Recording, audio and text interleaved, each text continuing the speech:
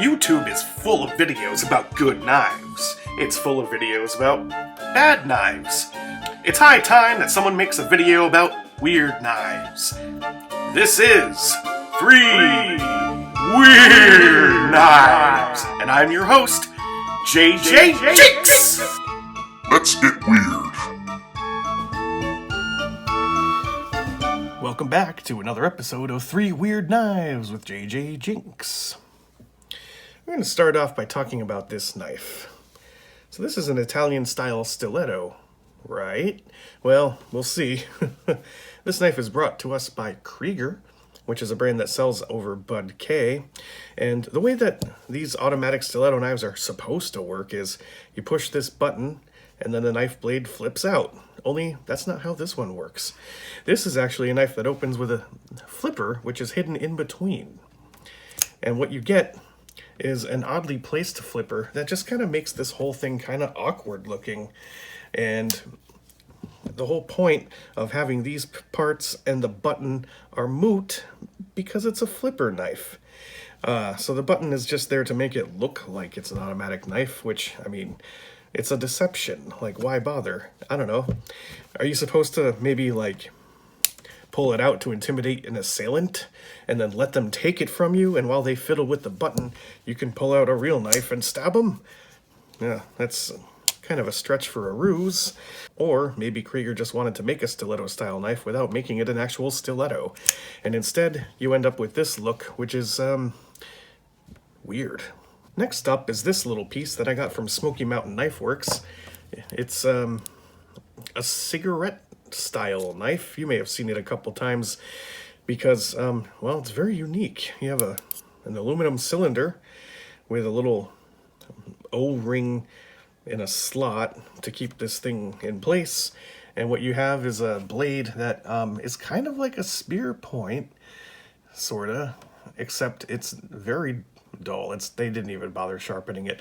But I think the concept of making a cigarette into a knife, I mean, that idea alone is really unique and also weird. I kind of like this one. This knife is called the Kershaw Barge. What makes this knife unique is, first of all, its look, but also it has a tool built in that you never really see on knives.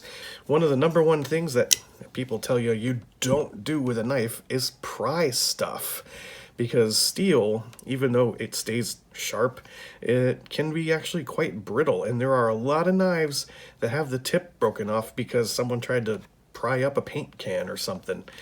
But with this knife, you have this built-in pry bar, and it is made for strength. That's why you see so many screws on the back. You've got 2 massive flathead screws and 3 TR9 screws. That's right, no TR6 on this knife. Can we all just agree that TR6 screws need to burn in hell? Now, these will take TR8 bits, but TR9 fits a little more snugly. And, I mean, that alone makes this a great knife. Any knife where you don't need a TR6 bit is a knife that I like. And I think the pocket clip screws might be TR6, but I can forgive it for that. On the other side, you have this really interesting patterning in the G10.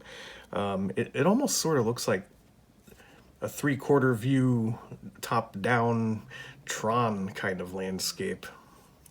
And the pry bar is meant for heavy-duty use because screwed into the knife is this massive spacer, which gives the knife a lot of heft. This is a heavy knife because that is a block of solid steel with some interesting looking patterning on it. And the pry bar itself, I mean, they sort of put in this flathead screwdriver functionality to it, which I don't care for. If you're going to make a pry bar, make a pry bar. But I'm sure, I mean, I haven't really tested how strong you can lift something with this, but I mean, it looks like it will do any job. The blade is also actually kind of nice because, well, it's sort of a modified sheep's foot or a reverse tanto, perhaps. It came sharp as hell out of the package.